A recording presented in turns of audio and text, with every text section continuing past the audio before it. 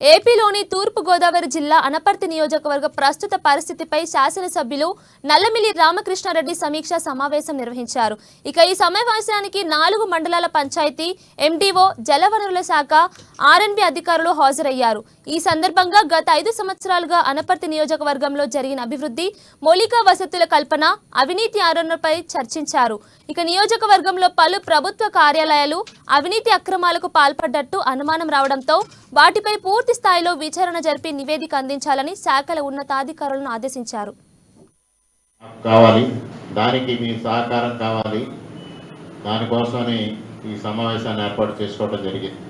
ముఖ్యంగా అధికారులకు విజ్ఞప్తి చేసుకునేది ఏంటంటే, ఎప్పుడైనా సరే అధికారులు ప్రభుత్వ విధానాలకు అనుగుణంగా పనిచేయాల్సిన అవసరం ఉంది.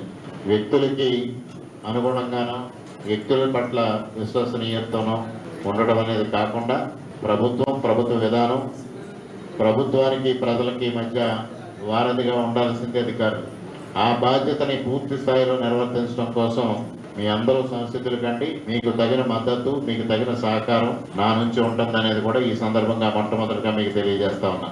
ముఖ్యంగా 14వ ఆర్థిక సంఘం కానీ 15వ ఆర్థిక సంఘం ఏదైతే ఫైనాన్స్ సెంట్రల్ గవర్నమెంట్ వచ్చిన నిధులు